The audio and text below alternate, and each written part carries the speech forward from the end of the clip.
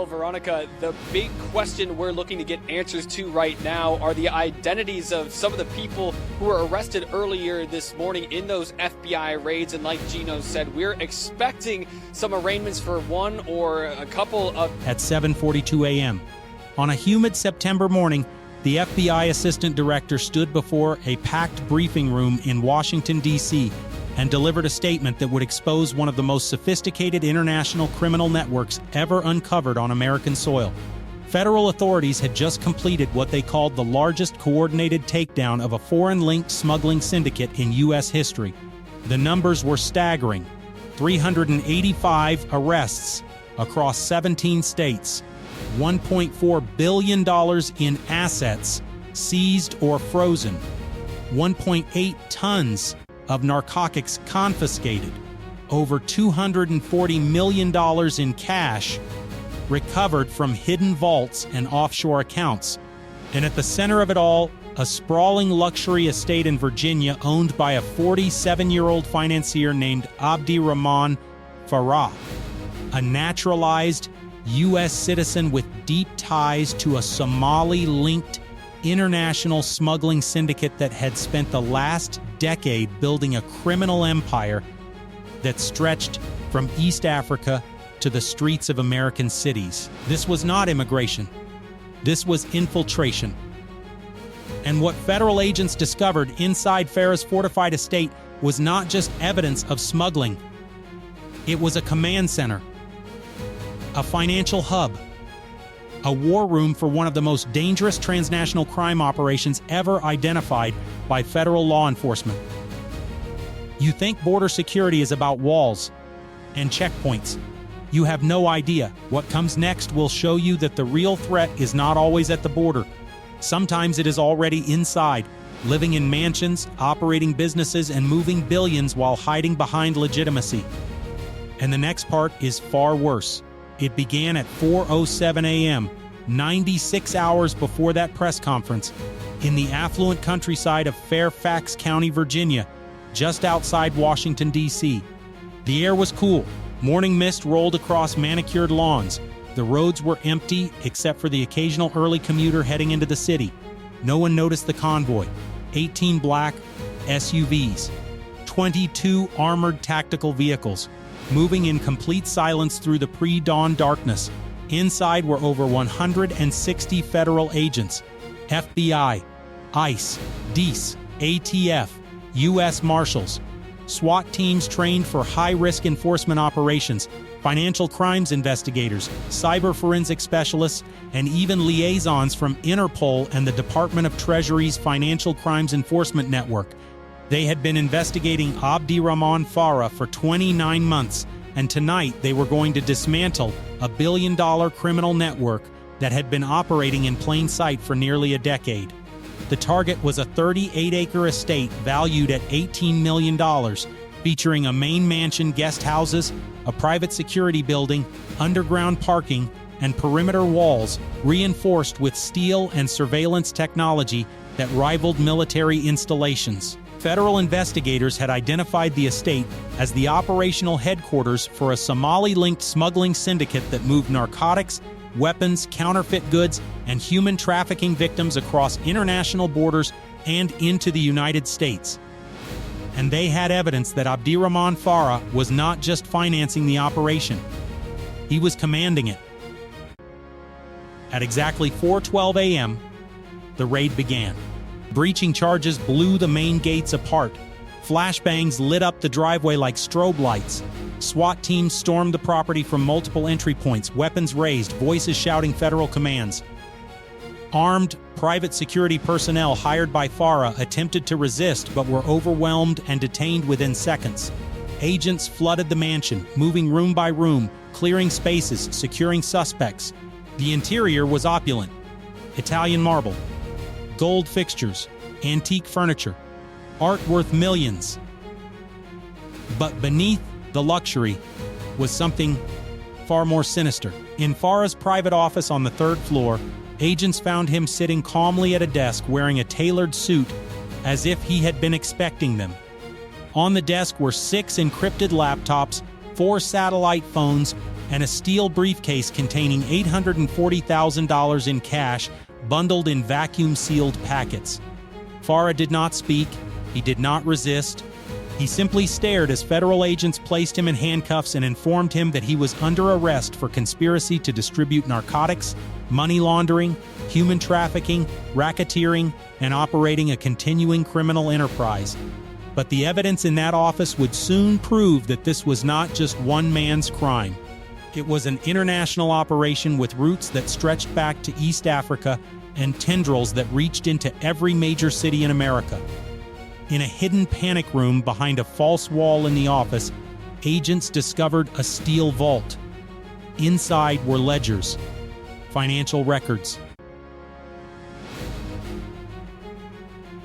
encrypted hard drives, and detailed operational logs for smuggling routes, money transfers, and cartel partnerships that connected Farah's network to Mexican drug cartels, African smuggling syndicates, and Middle Eastern arms dealers. There were maps showing human trafficking corridors from East Africa through the Middle East and into Europe and North America. Lists of cartel contacts in Texas, Arizona, California, and Florida. And financial statements showing that Farah's network had laundered over $1.4 billion in criminal proceeds over the past 8 years. This was not a local operation. This was a global empire. But the drugs told the real story. In a subterranean storage facility beneath the estate, accessible only through a hydraulic elevator disguised as a wine cellar lift, agents found a hidden warehouse.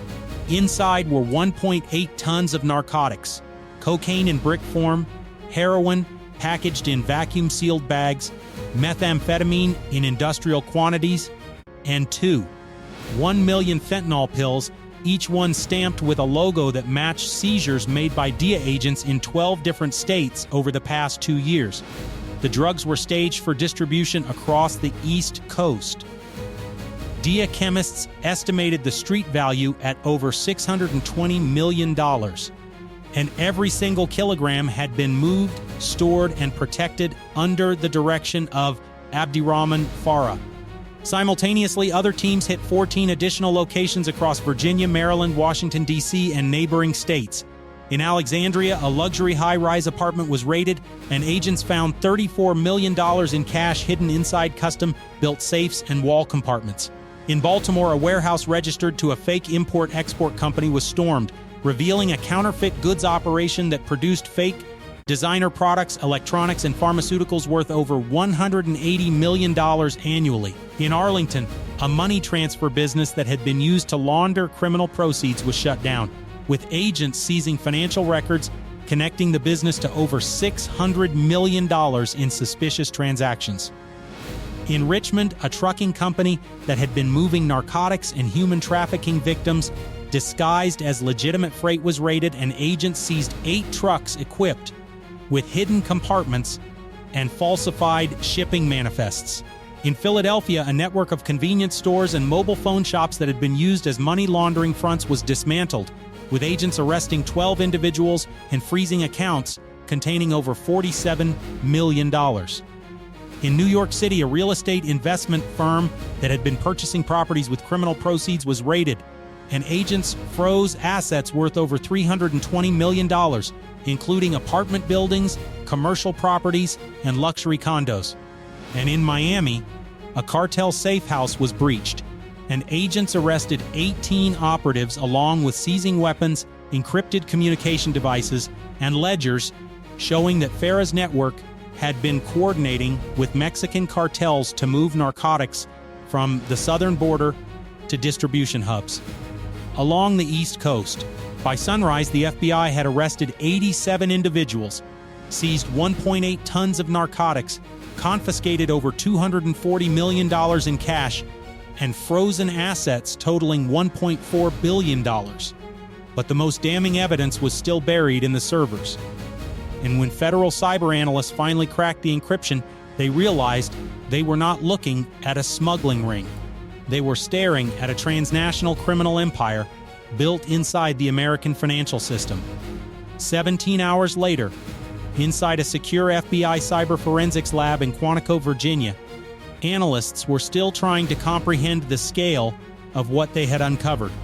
The encrypted servers seized from Farah's estate contained over 143,000 files, financial transactions, smuggling manifests, offshore banking records, cartel communications, human trafficking schedules, and at the center of it all, a master criminal operation with a code name that made every investigator in the room feel a chill. Operation Black Horizon.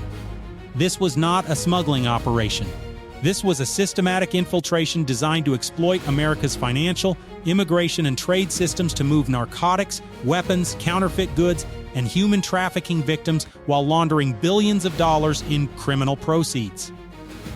And Abdirahman Farah was not just a participant. He was the architect. The financial web was almost incomprehensible. Farah had created 63 shell companies, each one registered under different fake identities, nominee owners, or through offshore jurisdictions that made tracing ownership nearly impossible. Fake logistics firms, ghost import-export companies, sham real estate investment funds, fraudulent money transfer businesses, counterfeit goods distributorships. The companies had names like Atlantic Trade Solutions, Global Commerce Group, Liberty Investment Holdings, Horizon Freight Services, and Unity Financial Networks. Every one of them was a front. Every one of them existed solely to move money, launder criminal proceeds, and facilitate smuggling operations that spanned continents. The money flowed like a river. Over $1.4 billion in criminal proceeds had been laundered through Farah's network over the past 8 years. Wire transfers disguised as legitimate business transactions. Real estate purchases made through nominee buyers. Cryptocurrency conversions that erased the money trail. Offshore accounts in Dubai, Kenya, Turkey, the Cayman Islands, and Switzerland. Every transaction appeared legal on paper. Every contract was structured to avoid detection, and every single one of them was orchestrated by Abdirahman Farah or protected by the network he commanded.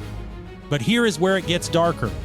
Farah was not just laundering money, he was building infrastructure.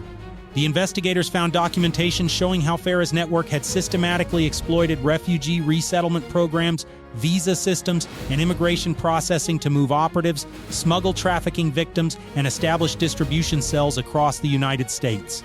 Farah's operatives would pose as legitimate businessmen, community leaders, and humanitarian workers. They would open money transfer businesses that served immigrant communities, establish trucking companies that hauled legitimate freight, and operate convenience stores and mobile phone shops that provided services while secretly laundering cartel money. And they would use their positions to recruit vulnerable individuals, exploit immigrant communities, and build a criminal network that operated in plain sight, shielded by the appearance of legitimacy and protected by layers of legal paperwork and corporate structures. This was not opportunistic crime. This was engineered infiltration. The cyber forensics team kept digging, and then they found the connection that made everything clear. A digital signature. An encrypted authorization key embedded in hundreds of financial transactions, smuggling manifests, and cartel communications. The key was linked directly to Abdirahman Farah. But it was not just his signature. It was also linked to 42 other individuals, business partners, cartel contacts, corrupt officials, and even 3 individuals working inside federal immigration and customs agencies who had been approving visa applications, expediting customs clearances, and leaking enforcement information in exchange for payments ranging from $30,000 to $100,000 per month delivered through encrypted cryptocurrency wallets and offshore accounts. This was not corruption, this was command-level collusion. Farah had turned the American immigration and trade systems into a smuggling highway for narcotics, weapons, counterfeit goods, and human trafficking victims. He had exploited refugee programs, business visas, and legitimate trade channels to move criminal proceeds and operatives without detection. and he had done it all while living in a mansion, operating businesses, and being praised as a successful entrepreneur and community leader. This is not negligence. This is engineered treason. And the operation had just begun at 5:29 a.m. The following morning, inside a joint federal task force command center established at FBI headquarters in Washington, D.C., over 140 federal officials stood in front of a massive digital map of the United States and beyond. The screen was covered in red markers. Each one represented a location tied to Operation Black Horizon. Smuggling hubs, money laundering fronts, cartel distribution cells, corrupt officials, human trafficking routes. The markers stretched across 17 states, from Virginia to California, and connected to international nodes in Somalia, Kenya, Turkey, Mexico, and the United Arab Emirates. This was not a Virginia problem. This was a transnational criminal empire, and it required a coordinated international response. The mission was codenamed Operation Broken Chain. The objective was total dismantling. Over 2,400 federal agents were mobilized across the United States. FBI, ICE, DIA, ATF, DEAS, U.S. Marshals, Customs and Border Protection, IRS Criminal Investigation, Financial Crimes Task Forces, SWAT teams from a dozen field offices, Black Hawk helicopters, armored units, K-9 teams trained to detect narcotics and currency, and even coordination with Interpol, Europol, and law enforcement agencies in Kenya, Somalia, Turkey, and the United Arab Emirates to execute simultaneous raids on international nodes. This was not a raid. This was a global takedown of a billion-dollar smuggling empire. At exactly 6 a.m., the operation launched. In Virginia, agents stormed a network of convenience stores and money transfer businesses in Fairfax, Arlington, and Alexandria, arresting 34 individuals and seizing financial records that proved the businesses had been laundering over $80 million per year. In Maryland, a warehouse complex near the Port of Baltimore was raided, revealing a counterfeit goods operation where fake designer handbags, electronics, and pharmaceuticals were being imported from overseas and distributed across the East Coast. Agents seized over $140 million in counterfeit products and arrested 9 operatives. In Washington, D.C., a real estate office that had been purchasing properties with laundered money was dismantled, with agents freezing assets worth over $260 million and arresting the firm's owner, a close associate of Farah who had been converting drug proceeds into legitimate real estate holdings. In Philadelphia, a trucking depot was stormed by ICE and DIA agents, and inside they found 6 trucks loaded with hidden compartments containing 340 kilograms of cocaine and 280 kilograms of methamphetamine. The drivers were arrested on the spot. The drugs were seized, and the route was shut down. In New York City, a network of mobile phone shops that had been selling untraceable phones to cartel operatives was raided, with agents seizing communication devices, customer logs, and encryption software used to coordinate smuggling operations. In Miami, a luxury yacht marina was locked down by federal agents who seized 3 vessels that had been used to smuggle narcotics from Caribbean transit points to Florida ports. Agents found hidden compartments inside the yachts containing 420 kilograms of cocaine and arrested 11 cartel members.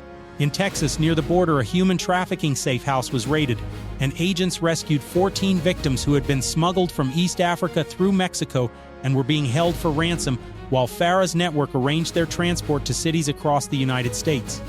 In Arizona, a cartel distribution hub hidden inside a warehouse was breached, and agents seized 680 kilograms of heroin and methamphetamine, along with arresting 17 cartel operatives who had been working directly with Farah's network. And in California, a network of import-export businesses that had been used to smuggle counterfeit goods and narcotics through West Coast ports was dismantled, with agents seizing shipping containers loaded with fake products and hidden narcotics worth over $240 million. By mid-afternoon, the map had changed. Red markers were turning blue, locations secured. Suspects in custody. Drugs, cash, and counterfeit goods seized. The numbers kept climbing. 385 arrests across 17 states and 4 countries. 1.8 tons of narcotics. $240 million in cash. $1.4 billion in assets frozen. Properties, businesses, vehicles, yachts. The Somali-Linked smuggling network took more damage in 10 hours than it had in the last 10 years, but the real betrayal was still being uncovered. Back at the command center, federal investigators were examining the servers seized from Farah's network. And what they found was a betrayal that made even veteran agents feel sick. The syndicate had not just exploited systems, it had infiltrated them. 29 officials across federal, state, and local agencies were on Farah's payroll.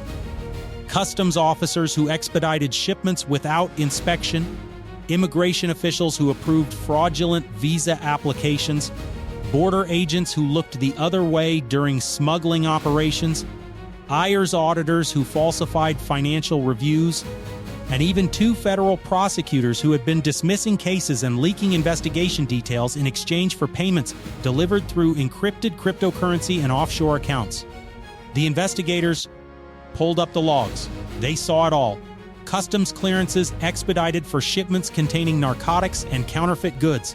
Visa applications approved without background checks for individuals with criminal records. Border Patrol schedules shared with smuggling coordinators to create gaps for trafficking convoys, financial audits falsified to hide money laundering, case files buried, evidence suppressed.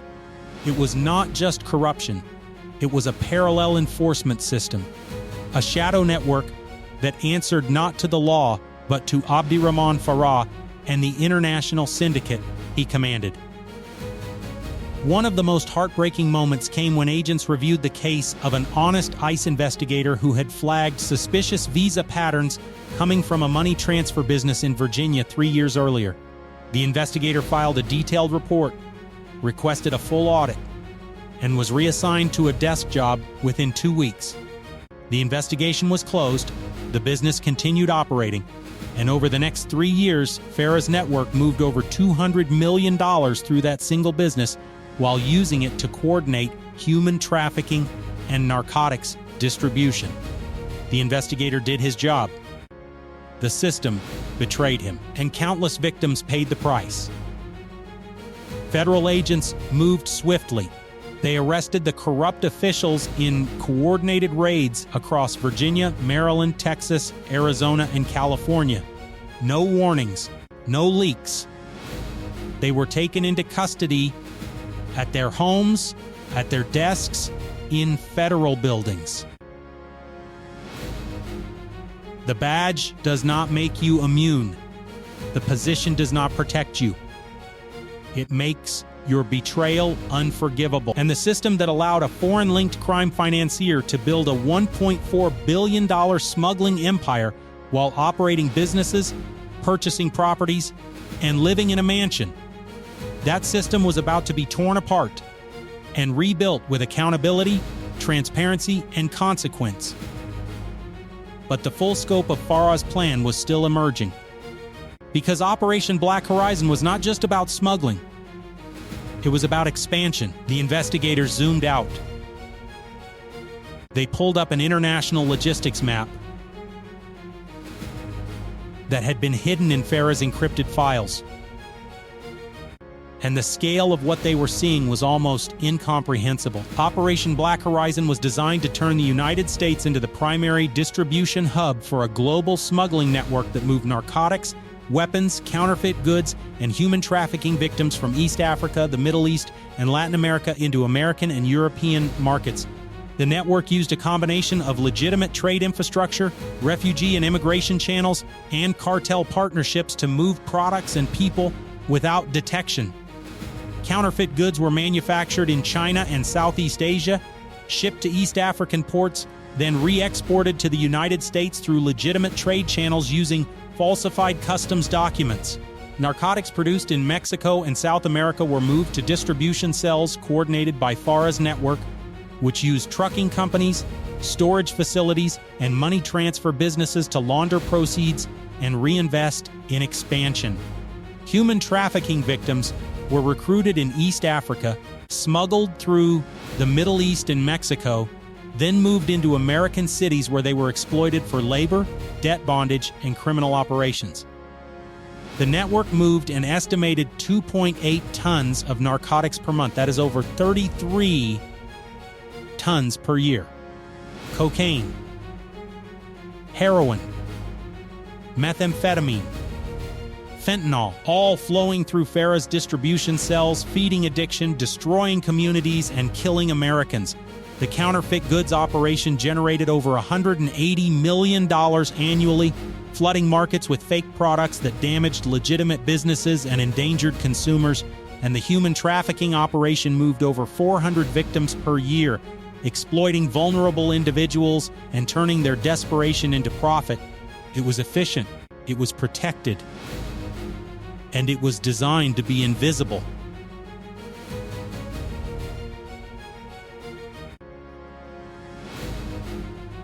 The final piece of the puzzle came from a file buried deep in the server archives.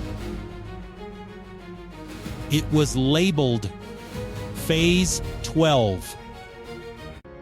The investigators opened it, and what they read made them realize that everything they had dismantled so far was just the beginning. Phase 12 was Abdirahman Farah's endgame. He was not content to operate a smuggling network. He wanted to control infrastructure. The plan detailed how Farah's operatives would purchase ports, airports, logistics companies, and real estate holdings across the United States and internationally, creating a vertically integrated smuggling empire where the syndicate owned every step of the supply chain, from production to distribution. Farah had already identified 12 companies for acquisition. He had secured financing through shell companies and offshore investors, and he had begun negotiations with international partners to create a global network that would move billions in illicit goods and criminal proceeds while operating under the cover of legitimate business. This was not infiltration, this was colonization. And if Phase 12 had succeeded, the United States and other countries would have become transit hubs for a global criminal empire that owned the infrastructure, controlled the money, and operated with impunity behind layers of corporate paperwork and legal protection. The system was not broken. It was being redesigned. And Abdirahman Farah was the architect. But here is the thing about power. It does not always announce itself. Sometimes it arrives quietly, sometimes it buys property, opens businesses, and smiles at community events. Sometimes it hides behind legitimacy, behind success stories, behind the very systems we trust. And that is when it is most dangerous. Because you do not see it until it has already taken root. Until it has built an empire. Until it controls the flow of money, goods, and people. Abdirahman Farah understood that. He knew that no one would suspect a successful businessman, a community leader, of commanding a billion-dollar criminal empire. He knew that his legitimacy was his shield, and he used it for nearly a decade, until the FBI tore that shield apart and exposed the truth. The cost of this operation, the real cost, cannot be measured in billions of dollars or hundreds of arrests. It is measured in lives. In the 17-year-old girl smuggled from Somalia, promised a new life, and forced into exploitation in an American city. In the young man in Philadelphia who bought what he thought was a painkiller and died of fentanyl poisoning because the pill came from Farah's network. In the honest business owners who lost customers to counterfeit products that flooded their markets. in the federal agents who flagged the corruption and were silenced, in the communities across America that have been infiltrated, exploited, and destroyed, while the system that was supposed to protect them was being turned into a criminal highway. That is the cost. And it is unforgivable. This story is a warning. It is a reminder that organized crime does not always look like cartels and street gangs. Sometimes it looks like success. Sometimes it lives in mansions and operates legitimate businesses. Sometimes it exploits the systems we built to protect the vulnerable and turns them into weapons. The FBI, ICE, DIA, and every honest agent who participated in Operation Broken Chain did what needed to be done. They exposed the network, they dismantled the empire, and they proved that no one, no matter how wealthy, no matter how well connected, no matter how hidden behind legitimacy, is above the law. If you are still watching this, tap like so more people see this story. Share it. Because the public needs to know that a $1.4 billion smuggling empire was operating in plain sight, that 385 people were arrested, and that the infiltration went deeper than anyone imagined. Comment expose if you want corruption like this dragged into the light, because exposure is the only thing that forces criminals hiding behind legitimacy to face justice. Transnational crime, smuggling networks, and infiltration are not distant threats. They are happening. And silence is what allows them to thrive. Abdurrahman Farah is in federal custody. His network is dismantled. His empire is ash. But the fight is not over. Because for every operation like this that gets exposed, there are others still hidden, still operating, still exploiting systems, still moving billions. The question is not whether it is happening. The question is whether we are willing to see it. And whether we are willing to demand that every system, every business, every individual operating in our communities is held accountable. That is the real story. And that is why you need to keep watching. Keep asking questions. Keep demanding transparency. Because the moment we stop paying attention is the moment they rebuild. And the next empire will be smarter, more hidden, more dangerous. That is the truth. And it is up to all of us to make sure it never gets that far again.